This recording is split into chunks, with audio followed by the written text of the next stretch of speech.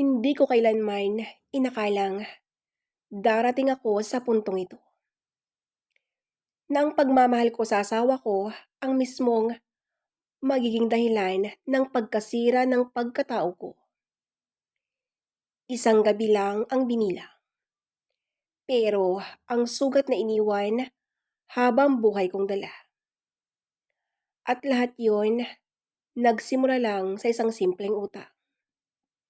Utang na binayaran ko, hindi ng pera, kundi ng sarili kong dangal.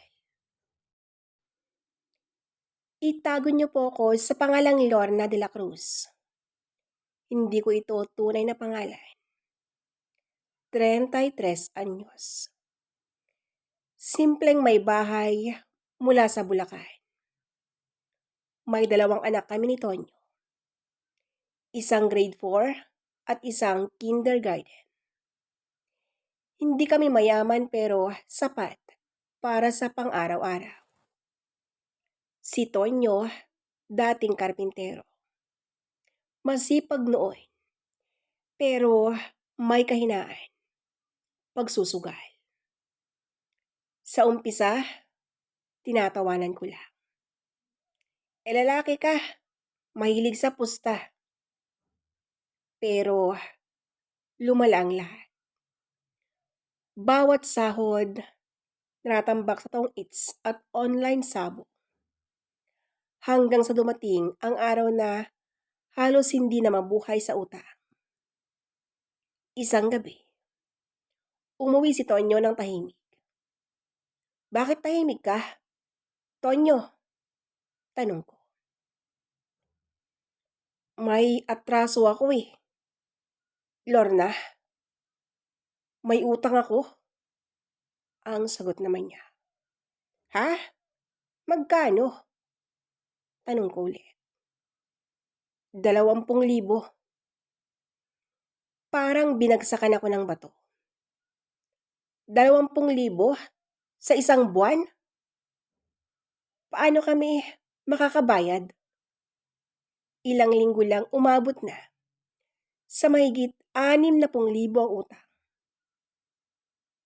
Hanggang sa dumating ang araw ng singilan. 7:00 ng gabi. Kumatok ang 2 lalaking kakilala ni Tonyo sa sugal. Si Tonyo ba? Tanong nila. Siya po. Sagot niya. Nanginginig. Si Cardo. Gusto ka raw makausap. Yung utang mo, hindi pa nababayaran. Tahimik kaming pumasok sa isang maliit na barong-barong. Tonyo, ilang buwan na? Wala pa rin akong nakukuhang kahit piso. Gusto mo bang mapahiya? Nagmakaawa si Tonyo. Pero si Cardo, tumingin sa akin. Teka, maganda naman ang misis mo ah. Baka pwede nating pag-usapan. Tumayo ako. Galit at nanginginig. Anong ibig niyong sabihin? Pwede ba? Huwag niyo akong idamay sa kalokohan niyo. Ang galit. Nasambit ko. Ngumisi siya. Grabe naman to. Isang gabi lang. Tapos, burado lahat ng utang ng asawa mong mahilig sa sugal. Tumigil ang mundo ko. Parang nawala lahat ng tunog sa paligid. Si Tonyo nakayuko. Wala akong kakampi. Umuwi kami ng tahimik. Gabing-gabi, habang natutulog ang mga bata. Kinausap ko si Tonyo. Tonyo, totoo ba ang sinabi ni Cardo? Ang wika ko.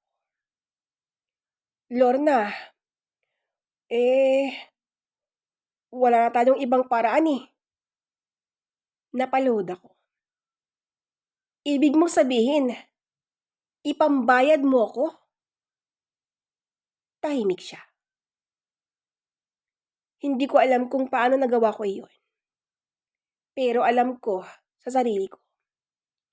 may kailangang magsakripisyo para sa pamilya. Kinabukasan, nagbihis ako ng simple. Pumunta sa bahay ni Cardo. Hindi ko alam kung paano ka nagawa. Basta alam ko, mailigtas ang pamilya ko. Masaya si Cardo nang abutan ko siya sa kanilang bahay. Ngiting-ngiti, ngiting panalo. Lalo na nung nakita na niya ang buong katawan ko. Wow, ayos to. Paldo. Sa mga sandaling yon, wala na akong nagawa, kundi isuko ang sarili ko sa kanya. Bilang kabayaran sa mga utang ng asawa kong libu-libong piso. Tuwang-tuwa si Cardo. Samantalang ako, durog na durog ang puso ko. Umiiyak habang ginagawa niya ang bagay na iyon. Pagkatapos noon, oh, paano yan? Lorna, quits na. Sabihin mo sa asawa mo anytime. Pwedeng lumapit na naman siya sa akin. Hindi naman ako madamot Mapagbigay naman akong tao. Sige na, Lorna. Ayusin mo ng sarili mo. Umuwi ka na. Ang wika ni Cardo. Pagbalik ko sa bahay, tahimik. Wala akong masabi. Si Tonyo, nakaupo sa gilid ng kama. Nakayuko. Doon ko ramdam ang bigat ng ginawa ko. Nabura ang utang ng asawa ko. Pero, pati ang respeto at tiwala, nabura din. Lumipas ang ilang linggo. Halos hindi na kami nag-uusap. Hanggang isang araw, kumatok si Paring Alan. Kumpare naming matagal nang hindi bumisita. Masigla siyang bumati. Oy, Maring Lorna, kumusta na kayo? Ang tagal kong hindi nakadalaw dito Pare, kumusta? Ang masayang sambit ni Paring Alan. Si Tonyo, tahimik lang. Ako, pilit nang umiti. Para hindi niya mahalatang may pinagdadaanan kami. Si Alan ay mabait. Responsable. May sariling maliit na talyer sa bayan. Dahil nakita niyang gipit kami, madalas siyang mag-abot ng tulong. Bigas, ulam, pamasahe para sa mga bata. Sa totoo lang, malaking tulong ang ginagawa ni Paring Alan. Sa panahong halos suwasak na ang loob ko. Pero habang lumilipas ang araw, napansin kong nag-iba ang tingin ni Tonyo kay Alan. Tahimik na selos. Ramdam na ramdam ko yun. Doon muling nagsimula ang panibagong bagyo sa buhay naming mag-asawa. Ilang linggo pa rin simula nang dumalaw si Paring Alan sa bahay namin. Sa simula, dalisay lang ang kanyang intensyon. Tulungan kami sa pang-araw-araw. Bigas, gulay, pamasahe sa mga bata. Kahit maliit, malaking ginhawa ito sa panahong naghihirap kami. Ngunit, habang lumilipas ang araw, napapansin ko na may kakaibang tingin siya sa akin. Hindi ko alam kung bakit, pero ramdam ko, may lalim na pag-alala. May kabigatan sa kanyang mata tuwing tinitingnan niya ako. Si Tonyo naman, tahimik lang. Ngunit ramdam ko ang kakaibang tensyon sa bawat sandali na magkasama kami. Tahimik siyang nagiging seloso kahit hindi niya sinasabi. Isang hapon, nagkaroon kami ng maliit na pagtatalo. Lorna, bakit siya palaging nandyan? Lagi niyang tinitignan ang mga bata natin. Ang galit na sambit ni Tonyo. Tonyo, tulungan ka niya sa mga bata. Wala nang iba. Gusto lang niyang tumulong sa atin dahil alam niyang kapos tayo. Mahinang sagot ko naman. Sabihin mo sa kanya, hindi ko kailangan ng tulong niya. Ikaw ang asawa ko. Tahimik ako. Hindi alam kung paano ipapaliwanag na kailangan ko ng tulong. At minsan, nag-iisip ako kung paano mababago ang isip ng asawa ko. Sa gabi, habang natutulog ang mga bata, nakaupo ako sa labas ng bahay, iniisip ang lahat. Si Paring Alan, mabait at responsable. Palaging nandyan para tumulong. Si Tonyo, na asawa ko, unti-unting bumabawi sa kanyang pagkukulang. Pero may mga araw na ramdam ko pa rin ang lumang galit at selos. Lorna, sabi ni Alan nang lumapit siya sa akin. Alam kong mahirap ang pinagdadaanan mo. Pero nandito lang ako. Kahit anong mangyari, handa akong tumulong. Napangiti ako. Ngunit may lungkot sa puso. Hindi kasi alam ni Paring Alan na galit na ang asawa ko sa kanya. Lumipas ang ilang linggo at mas tumindi ang tensyon. Si Tonyo, natuto pa ring bumawi. Naglalakas loob na harapin ang mga utang at problema niya. Si Alan, patuloy na nagiging tulay ng ginhawa. Ngunit hindi niya alam na siya rin ang nagdudulot ng pag-aalala kay Tonyo. Samantalang ako, nahati ang isip. Paano patatagin ang pamilya habang pinapangalagaan ang tiwala at respeto ng asawa at sinusubaybayan ang mabuting tulong ni Alan? Isang gabi, habang nag-uusap kami ni Tonyo, Lorna, hindi ko alam kung paano ko ibabalik ang lahat.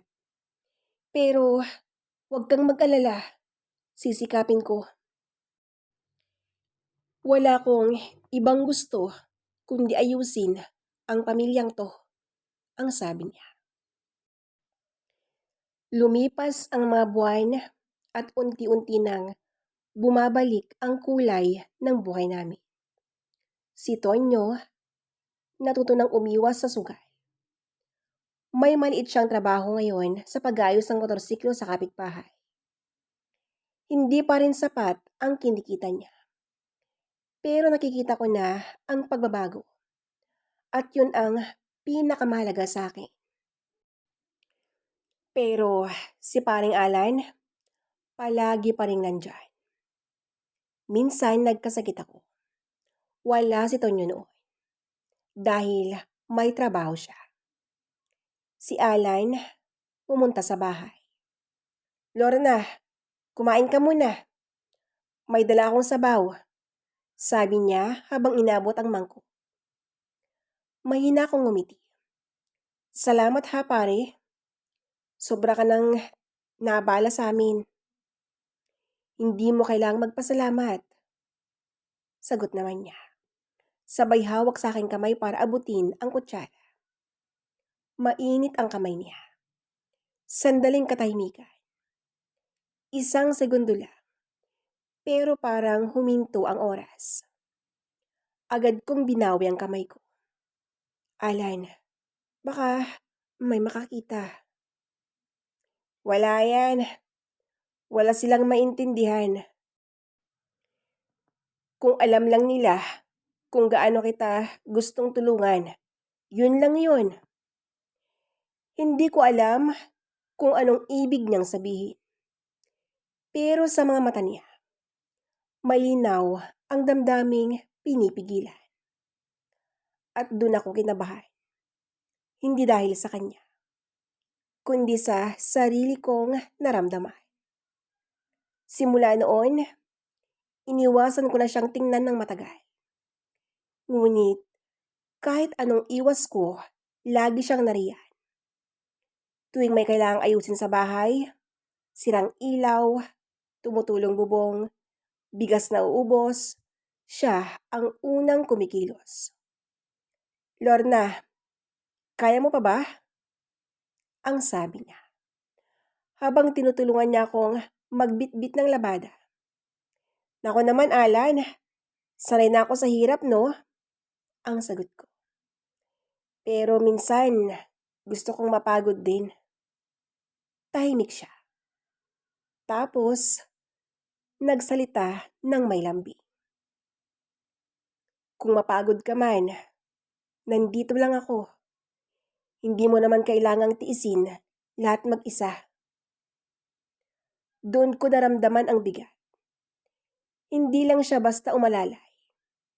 Unti-unti niyang pinapasok ang mga puwak na iniwan ng pagkukulang ni Tonyo. Isang gabi, bumuhos ang ulan. Pero hindi tulad ng dati. Hindi ito bagyo, kundi simbolo ng katahimikan. Habang natutulog ang mga bata, kumatok si Alan. "Lorna, may dala akong payong. Baka wala ka," sabi niya. Pinapasok ko siya. At doon nagsimula ang mahaba naming usapan. Tungkol sa buhay, sa hirap, sa takot, sa mga pangarap na hindi natupad.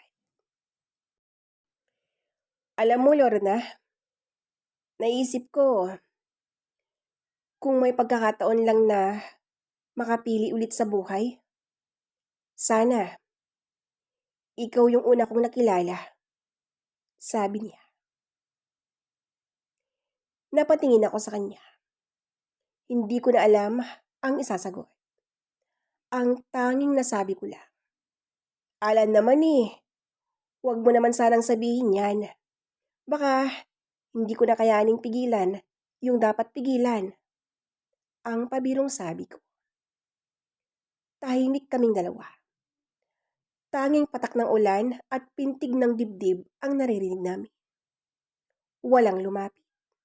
Wala ring lumayo. Pero pareho naming alam. May isang lihim na damdamin ng nabuhay sa pagitan namin. Kinabukasan, parang walang nangyari. Nagpakasigla ako. Inasikaso ang mga bata at hinihintay si Tonyo. Pero sa loob ko, may bigat na hindi ko maipaliwanag.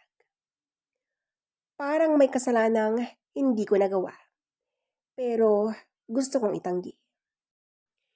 At doon ko naintindihan. Minsan, ang pinakamahirap pigilan ay hindi ang tukso, kundi ang damdaming nagmumula sa kabutihan.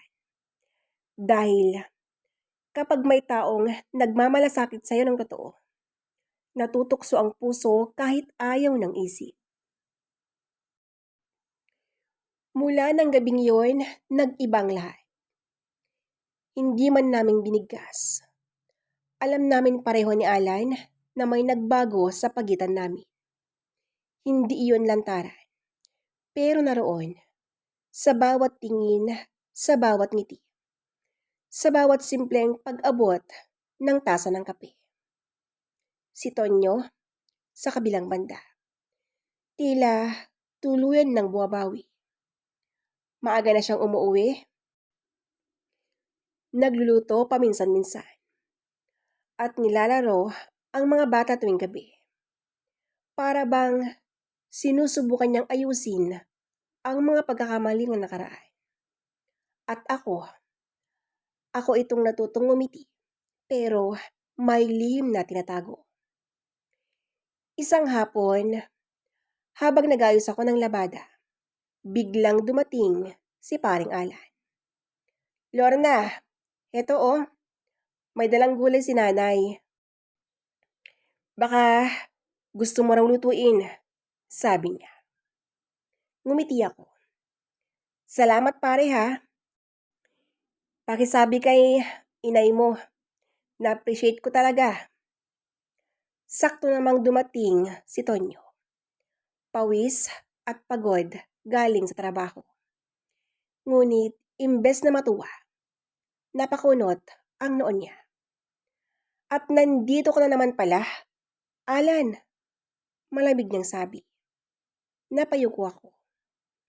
Alan, baka gusto mong magpahinga muna.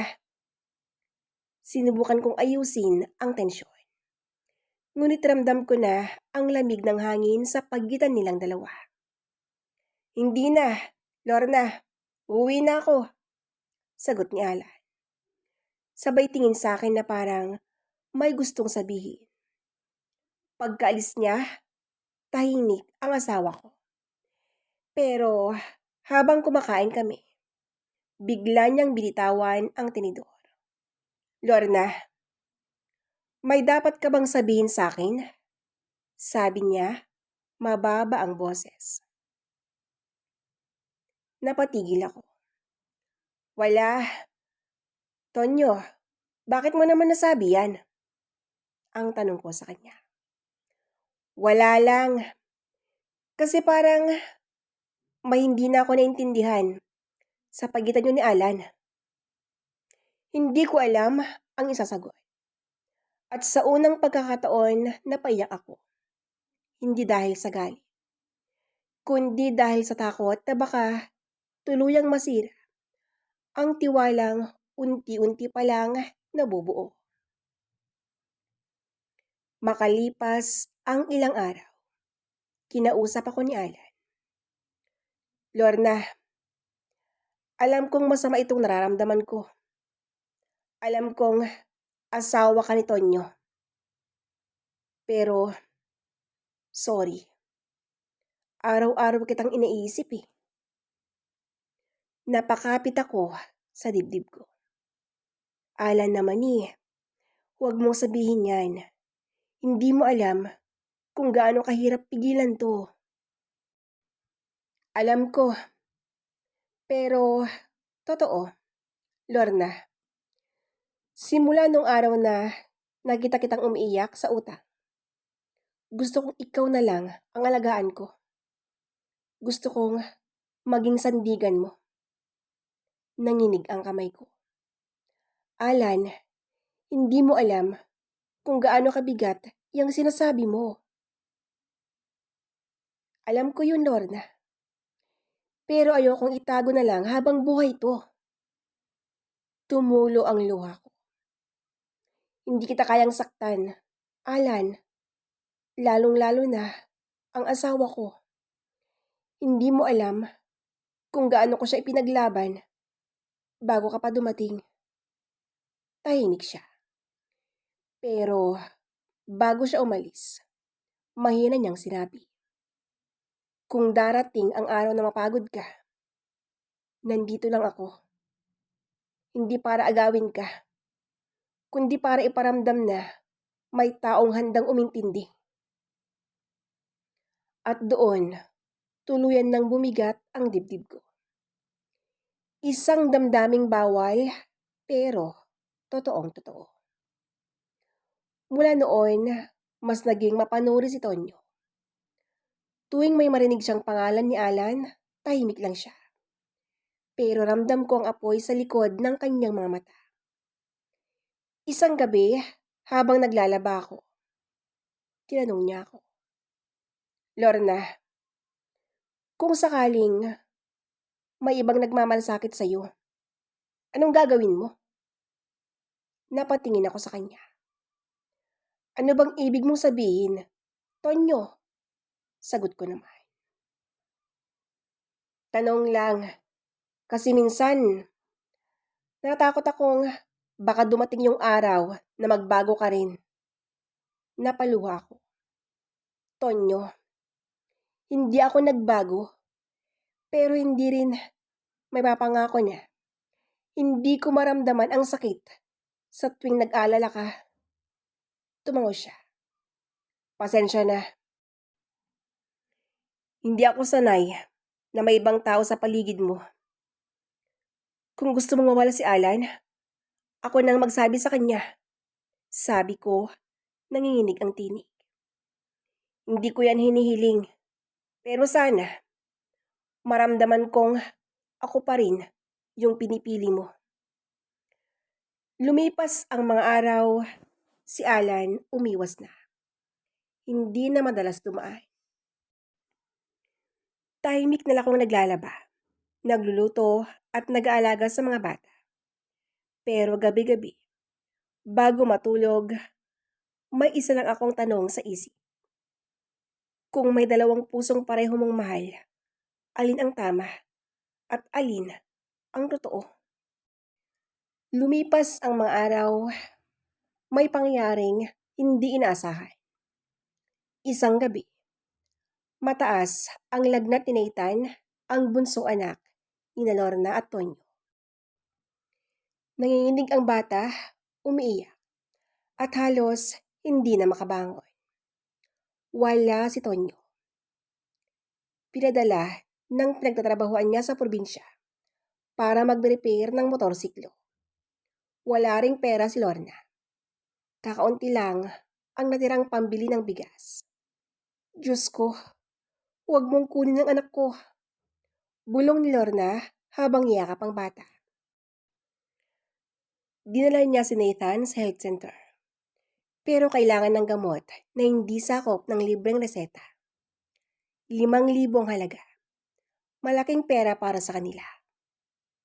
Walang ibang malapitan. Kaya huminga ng malalim si Lorna at tinawagan si Alan. Alan, tulungan mo ako. Please, si Nathan may sakit. Wala si Tonyo. Wala akong pera. Agad siyang sinundo ni Alan. Walang tanong-tanong. Binili ang gamot, nagbayad sa klinik. At inihatid ang mag-ina pauwi. Habang papunta, tahimik lang siya. Pero ramdam ni Lorna ang bigat ng kanyang tingin. Pagdating sa bahay, iniabot ni Alan ang reseta. Ito na lahat ng kailangan niya. Magpahinga ka na, Lorna. Salamat, pare. Babayaran kita. Pagdating ng asawa ko, promise yan. Tahimik lang siya. Sa kamarahang nagsalita. Hindi mo kailangang magbayad agad. Ang mahalaga, gumaling si Nathan. Lumipas ang 2 araw. Bumuti ang kalagayan ni Nathan. Ngunit kasabay nito ang pag-usig ng konsensya ni Lorna. Tuwing makikita niya si Alan, naisip niyang may utang siyang hindi agad mabayaran. Lorna, sabi ni Alan nang muling dumalaw. Hindi ko ginawa yun para may kapalit. Ginawa ko yun dahil mahalaga ka sa akin, sa inyo. Ngunit, hindi alam ni Alan na sa mga salitang iyon, mas lalo siyang pinahirap ang puso ni Lorna. Ang tulong na dapat ay magaan, naging dahilan ng pangamba. Ang utang na loob ay naging gapos na unti-unting pumipisil sa kanya. Isang gabi, kinausap ni Lorna si Alan. Alan, salamat sa lahat ng ginawa mo. Pero ayokong manatiling may utang sa'yo. Hanapan ko ng paraan, makabawi kami. Tumingin si Alan, puno ng emosyon. Lorna, hindi ko kailanman hihingiin yan. Ang gusto ko lang, huwag mo akong ituring na iba. Yun lang. Ngumiti siya, bagaman may luha sa mata. Alan, pareho tayong nasasaktan. Pero ayokong may masira pa. Ang kabutihan mo, yan ang pinakamalaking tulong. Huwag na nating dagdagan ng kasalanan. Tumango si Alan. Isang linggo matapos gumaling si Nathan, Muling dumating ang mga bayarin. Kuryente, tubig, utang sa butika. Wala pa ring sahod si Tonyo. Delayed daw ang bayad sa trabaho. Habang binibilang ang barya sa mesa, napaiyak si Lorna. Wala na talaga, bulong niya. Hanggang sa nakita niya ang pangalan ni Alan sa kanyang cellphone. Sandaling pag-aalinlangan. Tapos, malalim na hinga, tinawagan niya. Pare, pwede ba akong makahingi ng tulong ulit? Kahit pansamantala lang. Tahimik sa kabilang linya bago siya sumagot. Sige, punta ako dyan mamaya. Pagdating ni Alan, dala niya ang sobre ng pera. Tahimik silang dalawa. Nakaupo sa harap ng lamesa. Oh, heto. Wala akong hinihinging kapalit, sabi niya. Ngunit, nakita ni Lorna sa mata niya ang pagod, ang pag-aalala, ang damdaming pilit niyang nilulunok mula pa noon.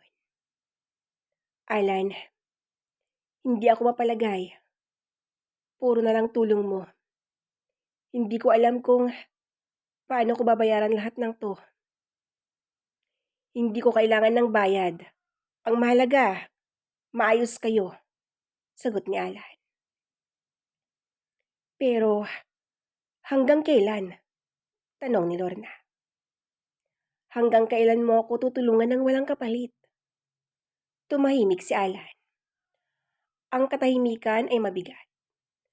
Parang bumabagsak sa pagitan nila ang bawat salitang hindi masabi. Lorna, kung humihiling ka man ng kapalit, at kung willing ka naman ibigay yun, tatanggapin ko. Kahit ano pa yan. Para hindi ka na mag-isip ng kung ano-ano. Sa wakas, ay binuksan na ni Alan ang usapan na iyon. So, kung ganon, payag kang sarili ko ang ipambayad ko sa'yo? Kapalit ng lahat ng perang binigay mo sa amin? Ang tanong ni Lorna. Oo, kung yun na lang ang tanging paraan. Ang sagot ni Alan.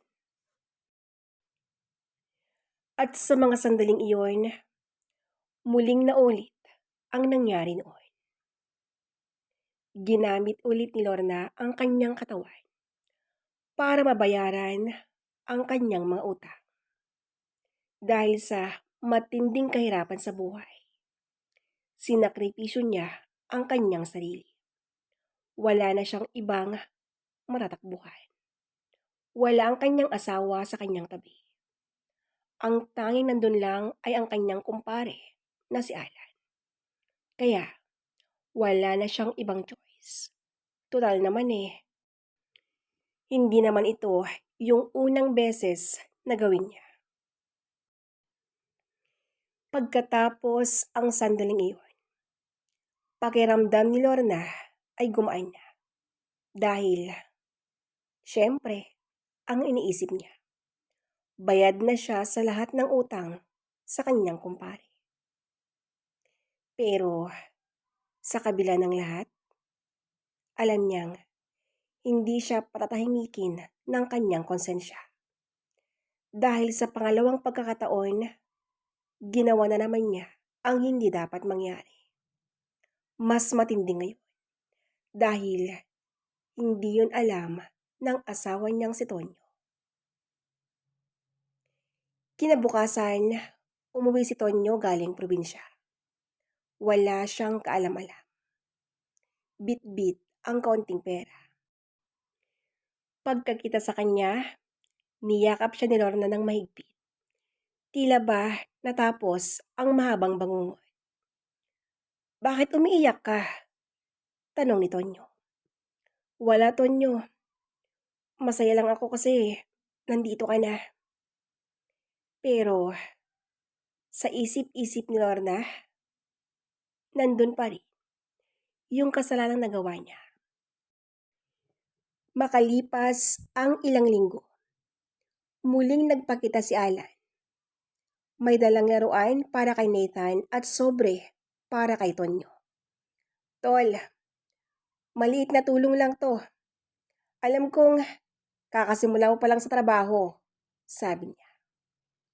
Tinanggap ni Tonyo ngunit hindi nagpakita ng ngiti.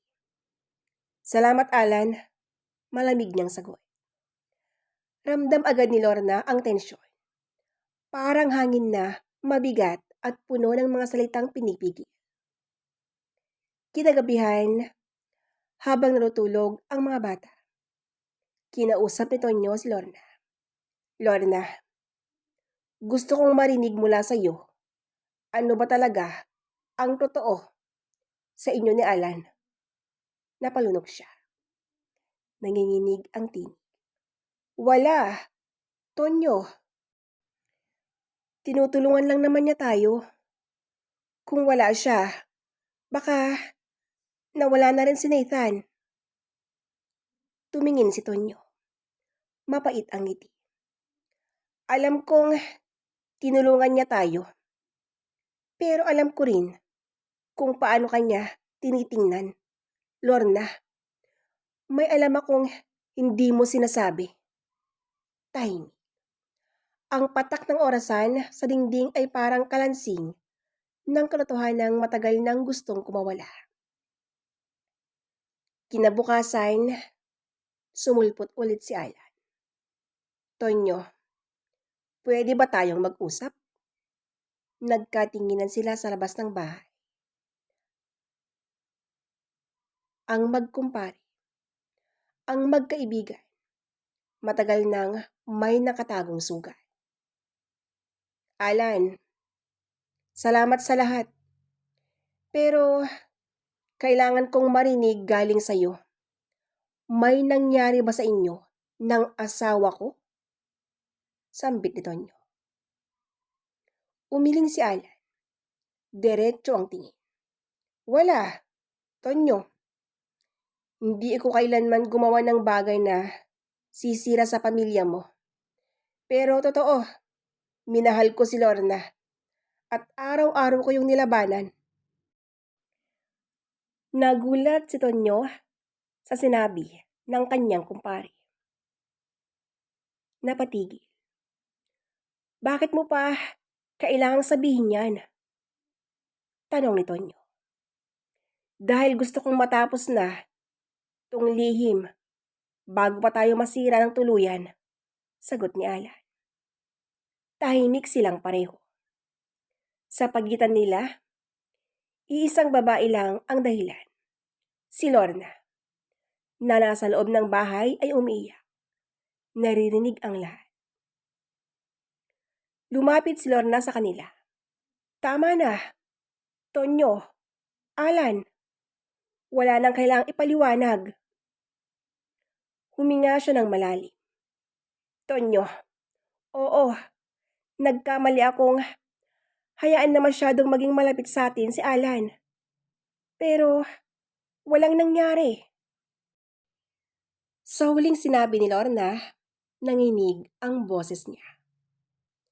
Batid niya kasing nagsisinungaling siya. At alam niyang may lihim silang dalawa ni Alan.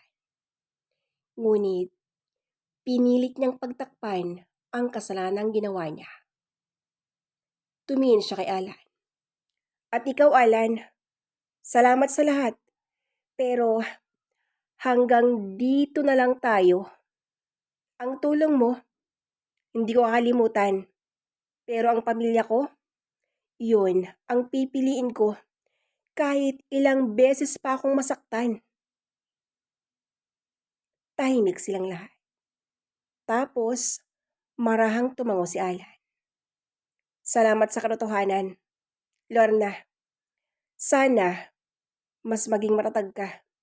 Tonyo, ayusin mo na ang lahat. Huwag mong sayangin yung babaeng kay tagal kong minahal ng tahimik. Lumayo siya. Ang bawat hakbang ay parang pahina ng kwento nilang tatlo na tuluyan ng isinara.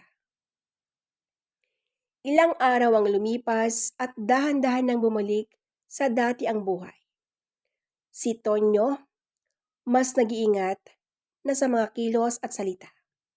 Si Lorna, natutong magpatawad sa asawa kay Alan at higit sa lahat sa kanyang sarili.